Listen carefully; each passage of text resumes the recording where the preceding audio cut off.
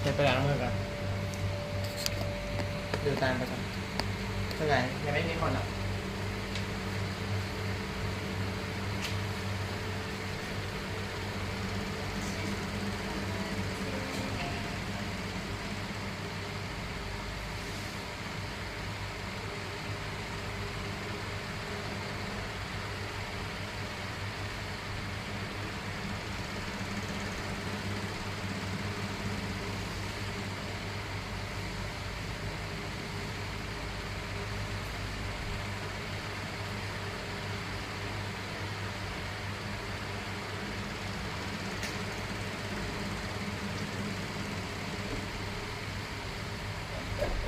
เมื่อก่อนกินชาบูแทบทุกมื้อวันเว้นวันมีเงินลงบิตคอยน์เดี๋ยวนี้ต้องกินข้าววันนั้นไม่ถึงหรอก็มาถึงไงเมื่อก่อนกินแต่ชาบู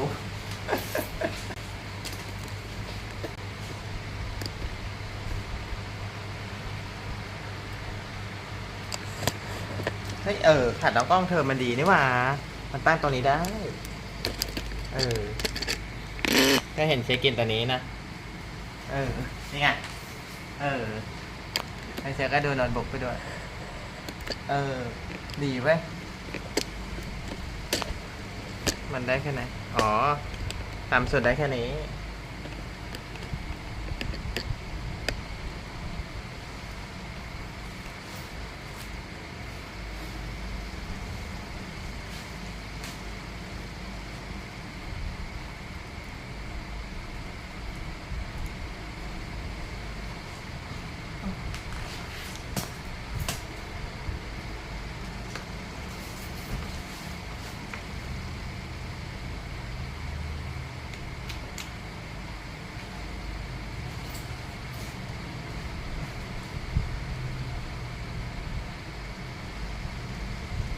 watching the last 4 minutes of my show. It was difficult. It must have been. Yeah, because it's very different worlds. And I'm sure that there was a moment, at least a moment, one in your mind that said, oh my God. What am I doing here? What have I gotten myself into? Well, here's the thing. These interviews, have you been on Charlie Rose yet? No, but I will be, I think, later this month or early next. Yeah. Well, I certainly watched the show. Yeah. As a viewer, you understand that one of the wonderful things about his show that I'm trying so desperately to emulate blatantly is actual conversations. Yeah.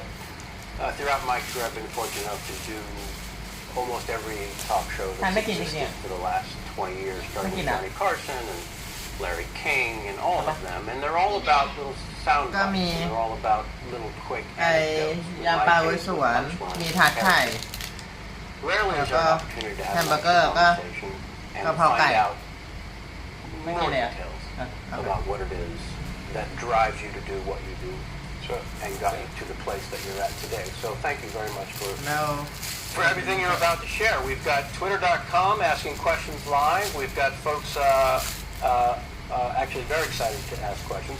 I'm going to start pretty much with reading a lot about you in preparation. And I'm sure that there was a moment, at least a moment, one in your mind that's... I order 7 at 6 p.m. but he cancel me because the order is empty and I send the new order to them and it direct the order into another 7 and he just delivery my stuff as a minute ago. Said, oh my God. What am I doing here? What have I gotten myself into? Well, here's the thing. These interviews, have you been on Charlie Rose yet? No, but I will be, I think, later this month or early next. Yeah. Well, I certainly watched the show. Yeah. As a viewer, you understand that one of the wonderful things about his show that I'm trying so desperately to emulate blatantly is actual conversations. Yeah.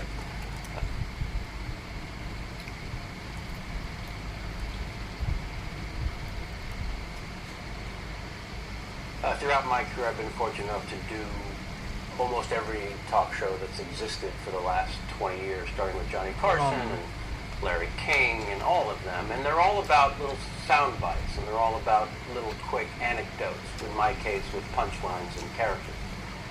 Rarely is there an opportunity to have an actual conversation and to find out more details about what it is that drives you to do what you do.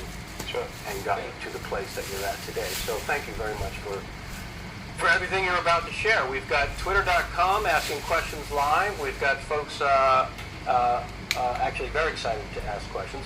I'm going to start pretty much with reading a lot about you in preparation. All that stuff is, Wikipedia and various sites to find out one's history.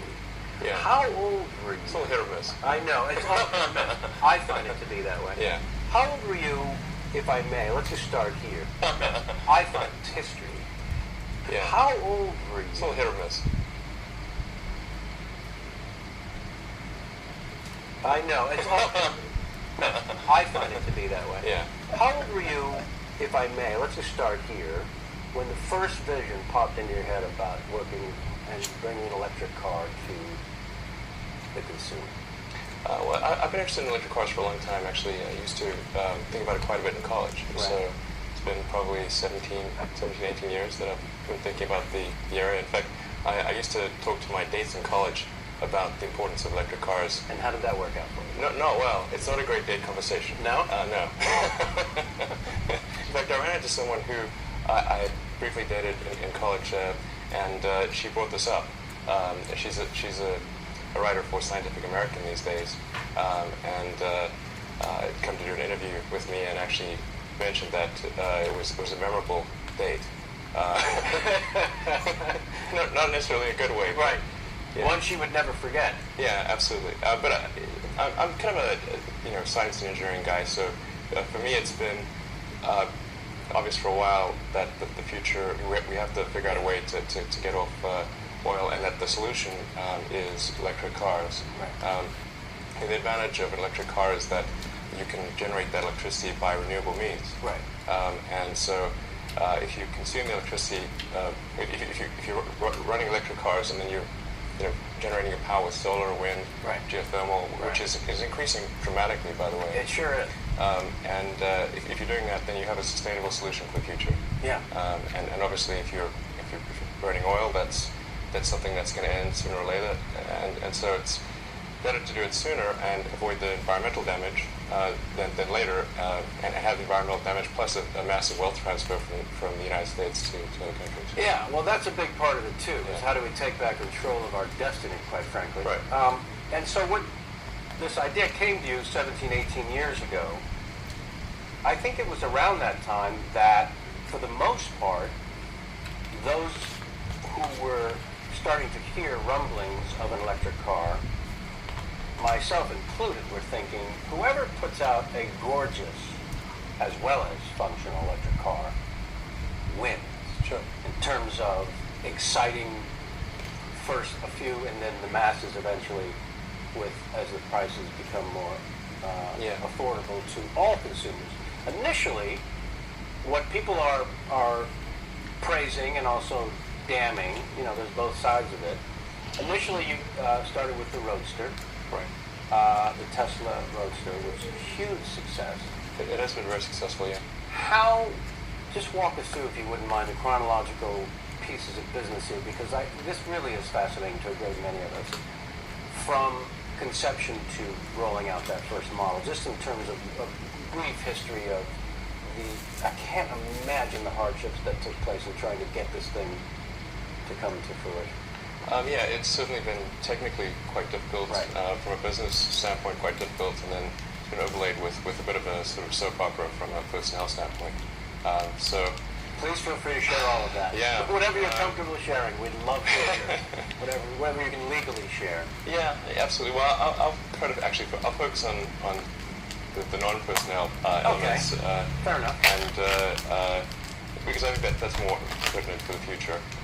So in terms of where do we come from, where are we headed, and that kind of thing. So in starting a car company, it's obviously a high capital endeavor, and particularly when you're talking about something which is a brand new technology, and no one had really gotten all the pieces to work together quite right for to create a compelling product as far as electric cars are concerned. There's a couple of people who've tried, and yeah, a couple of companies that came and went. Well, and some of those companies are sort of still here today. Like General Motors had the EV1, right? And actually, if they continued and produced the EV2, EV3, and continued that development, there probably wouldn't have been a need for Tesla. But they didn't. Unfortunately, they took those cars away from people forcibly and crushed them. And people literally crushed them. Yeah.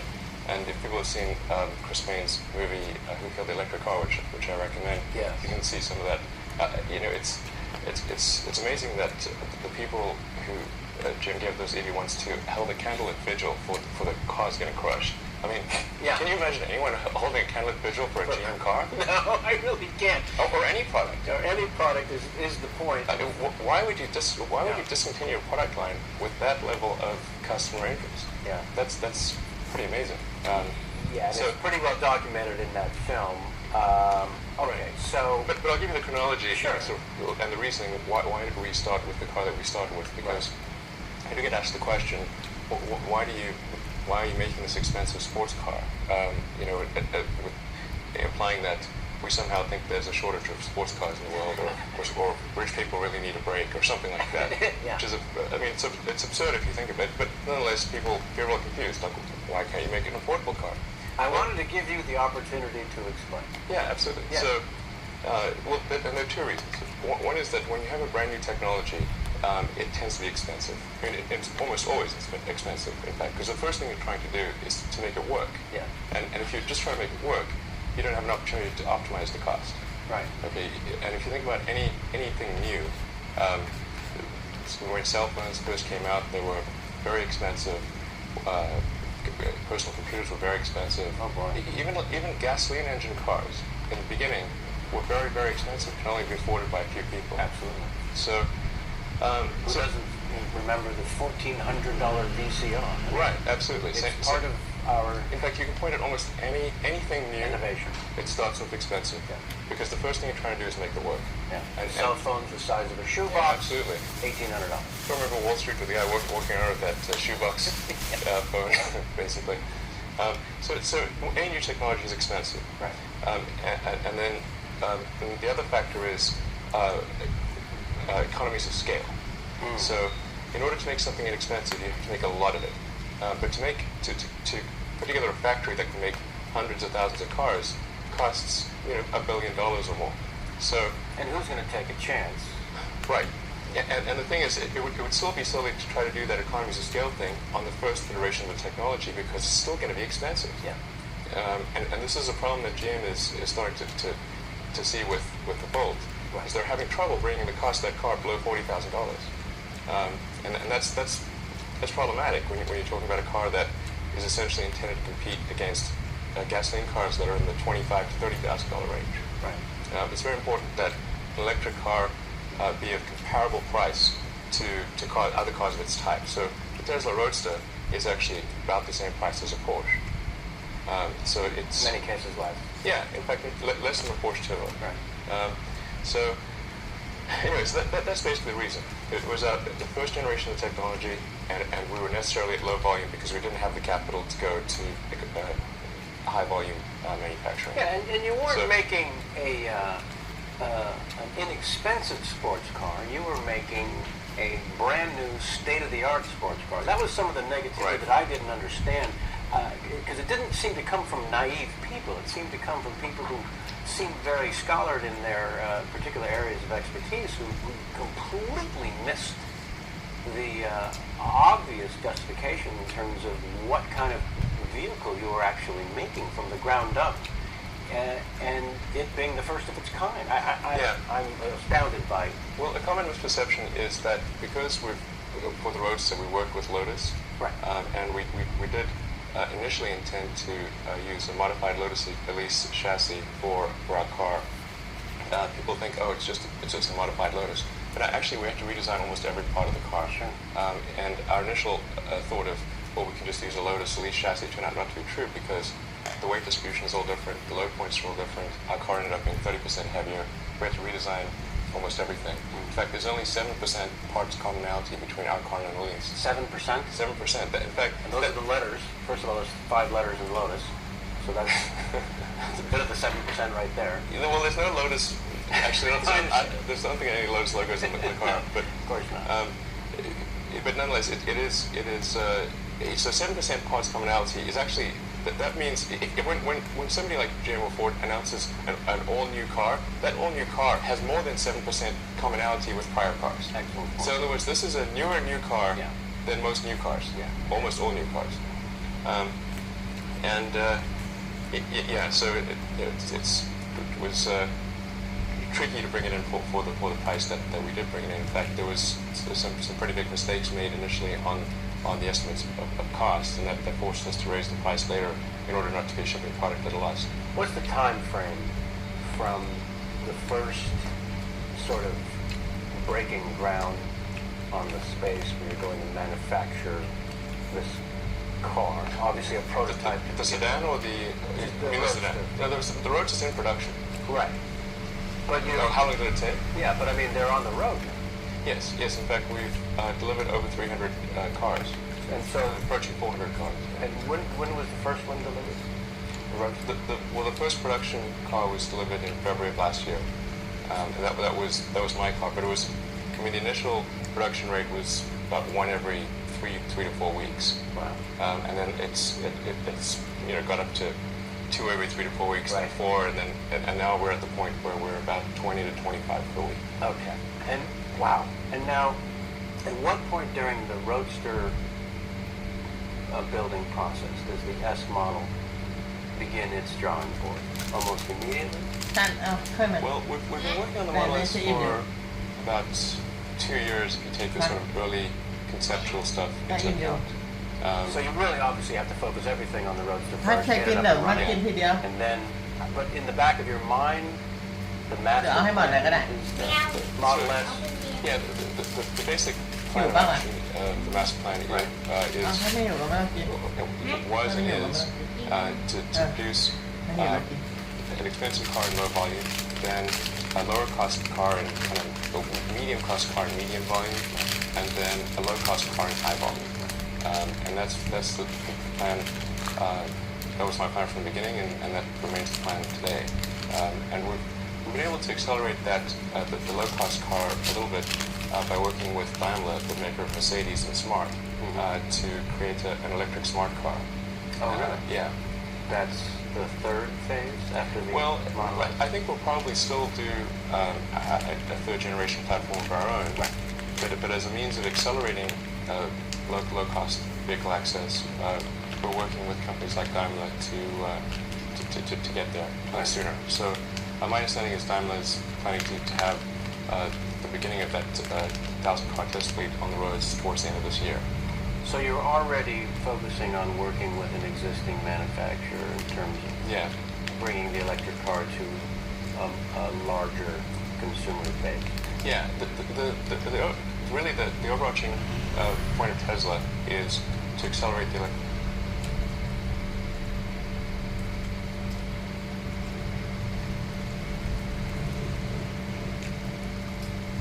car revolution, and that's going to be a combination of cars we produce and cars that we help other companies produce. In fact, we've been trying to sell our technology to Detroit and to other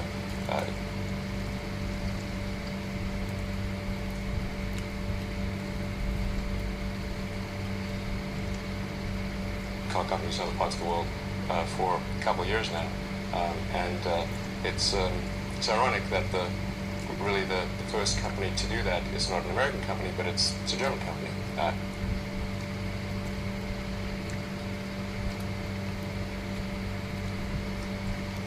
Daimler, but in fact Daimler was the one that invented the internal combustion engine car. So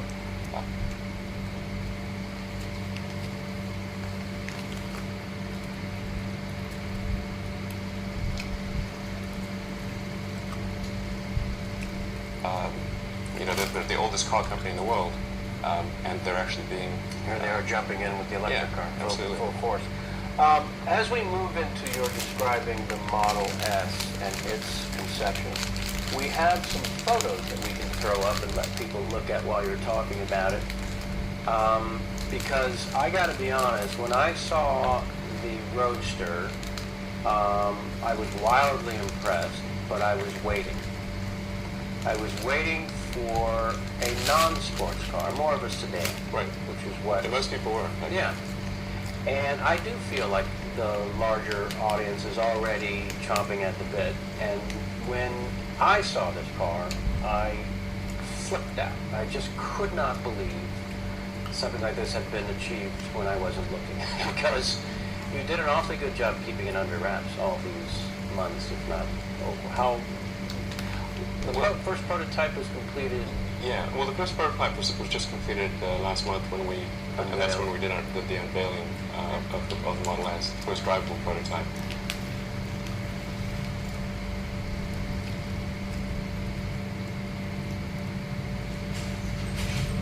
But we've been working on the Model S in earnest for about a little over a year.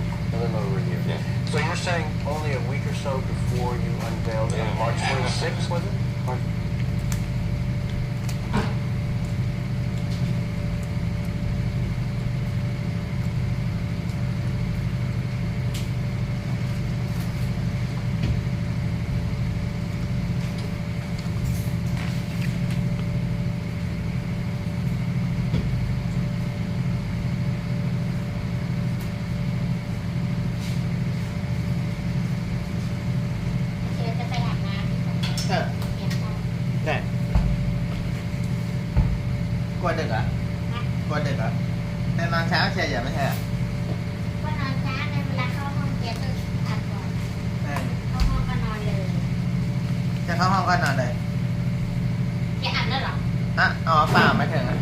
Yeah, March 26th, yeah. Only a week before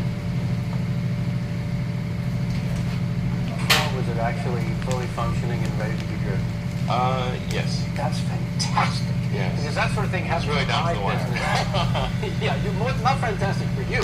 Yeah. I can't imagine, I don't understand how you have any help that sort of name. Okay. Nail biter. In my business, that sort of thing happens all the time. Yeah.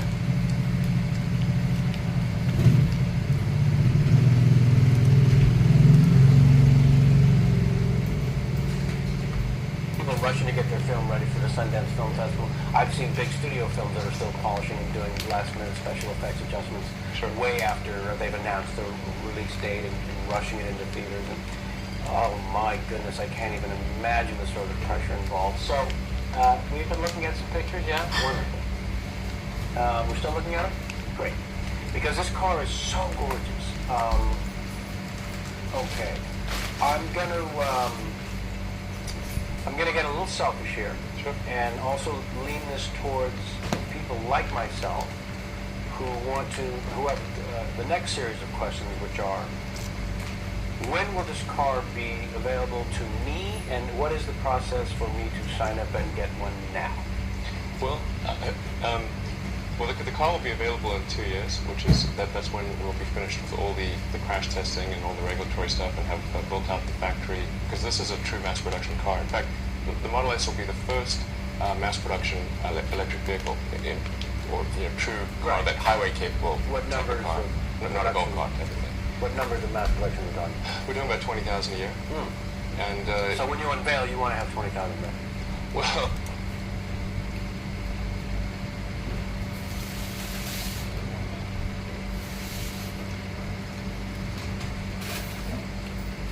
we'll still be. It'll take a little bit of time to spool up the production line, but these will be mass manufactured cars with robot.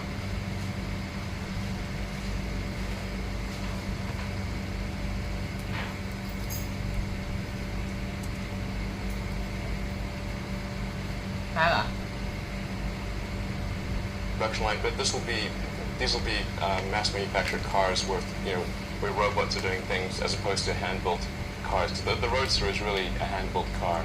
Right. and You got robots building the model. a lot of it, yeah. Now, I've heard everything from the third quarter of 2010 to the beginning of 2012. What's realistic for the Model S? Well, our aspiration is to have the post-production cars available in the third quarter of 2011. So just over 2 years from now. Right. And I think it's achievable. And I think there's much less technology risk and uncertainty than there was with the Roadster. Right. So I do feel reasonably confident that we can meet that date. Of course, it is dependent on when the Department of Energy disperses funds for the loan program that they have. There's something called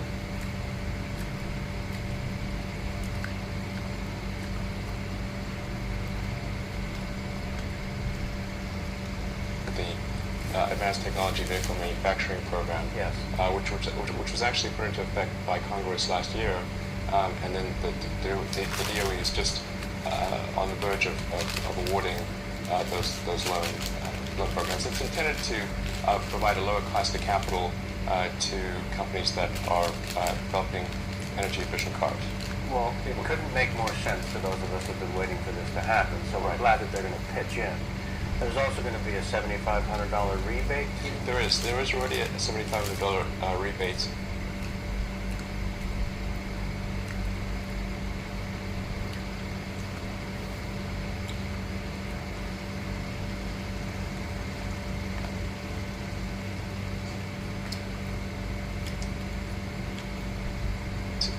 That's as of January 1st. Right. So it's a tax rebate applies to anyone, regardless of your tax situation.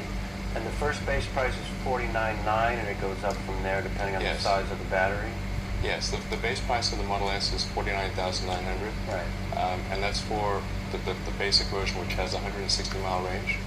But you can get a battery pack that goes up to 300 miles in range. Right. And in fact, one of the things we think we'll probably do is have the 300-mile packs available for rent.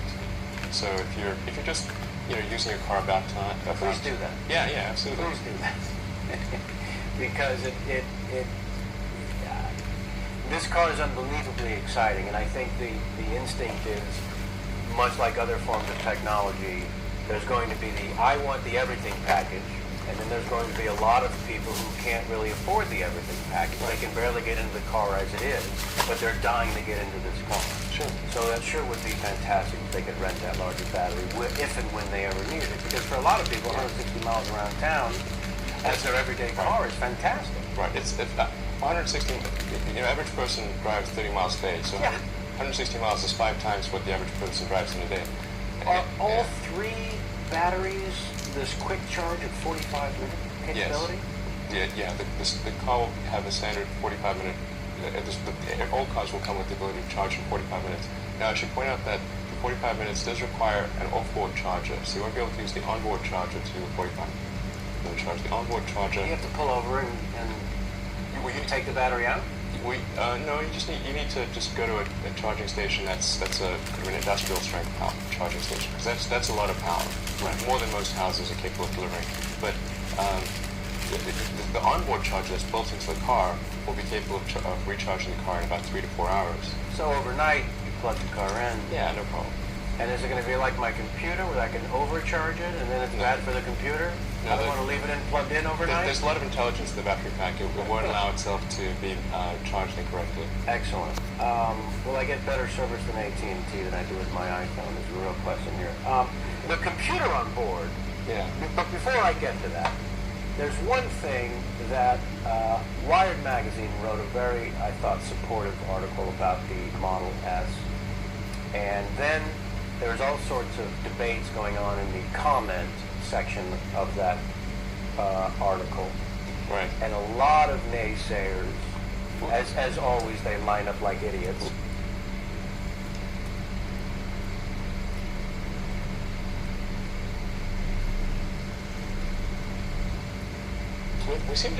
Tesla seems to generate a bipolar response. Well, I mean, but you know what? That's fantastic, though. I mean, if anything, it's...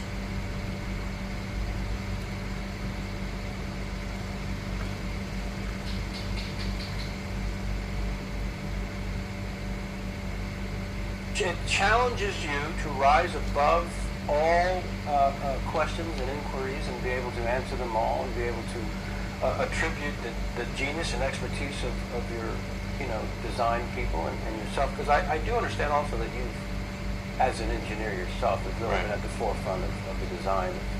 Yeah, you're sure I think it's the right title, but that's probably a good description would be product architect. So at Tesla, we do have a chief technology officer, J.V. Straubel, who's been with us from the beginning, and really is the person most responsible for leading the technology of Tesla. He's a great guy. And also like to credit Franz van Holzhausen in terms of the design of the Model S. Right. And the way I look at it is I sort of work